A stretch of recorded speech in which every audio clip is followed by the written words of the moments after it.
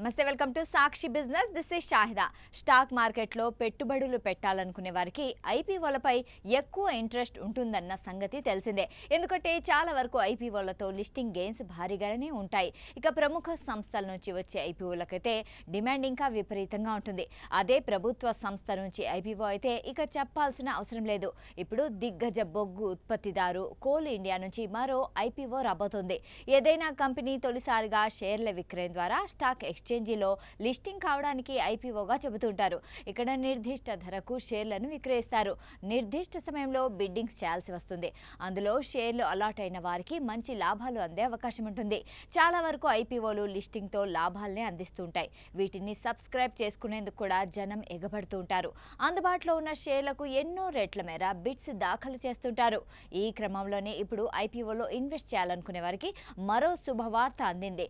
దిగ్గజ ప్రభుత్వ రంగ మైనింగ్ సంస్థ, ప్రపంచంలోనే ప్రభుత్వ ఆధీనంలో ఉన్న అతిపెద్ద బొగ్గు ఉత్పత్తిదారు కోల్ ఇండియా నుంచి తన subsidiary Mahanadi Coalfield Limited ఐపీఓకు ప్రభుత్వం గ్రీన్ సిగ్నల్ లభించింది. దీంతో అతి త్వరలోనే ఇది స్టాక్ ఎక్స్చేంజీలో లిస్టింగ్ కానుందని చెప్పొచ్చు. మహానది కోల్డ్ ఫీల్డ్స్ ఐపీఓలో భాగంగా కోల్ ఇండియా తన వాటాలో 25% వరకు వాటాను విక్రయించనుంది. ఇక్కడ ఐపీఓలో కోల్ ఇండియా తన వద్ద ఉన్న పాత షేర్లను ఆఫర్ ఫర్ సేల్ పద్ధతిలో విక్రయించనుండడంతో పాటుగా మహానది కోల్డ్ ఫీల్డ్స్ కూడా తన భవిష్యత్తు అవసరాల కోసం కొత్త షేర్లను కూడా జారీ చేయనుంది. ఇక కోల్ ఇండియా లాభాల్లో దాదాపు 30% వరకు లాభం మహానది కోల్డ్ ఫీల్డ్స్ నుంచే వస్తుందని చెప్పొచ్చు. ఇది ఒడిశా పరిధిలో పనిచేస్తుంది కాబట్టి ప్రభుత్వ రంగ కంపెనీలో ఇది అతిపెద్ద ఐపీఓల్లో ఒకటిగా నిలిచే అవకాశాలు పుష్కలంగా ఉన్నాయి. కంపెనీ త్వరలోనే సెబీకి డ్రాఫ్ట్ పేపర్ సమర్పించి ఐపీఓలో ప్రాసెస్ ప్రారంభించనుంది.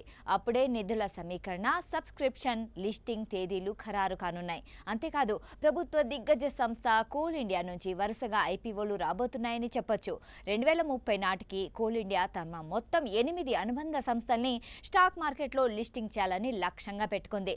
ఇప్పటికే 2026లో కోల్ ఇండియా నుంచి Bharat coking coal limited, central mine planning and design institute limited ఐపీఓలు వచ్చాయి. వీటికి మంచి స్పందన కూడా లభించింది.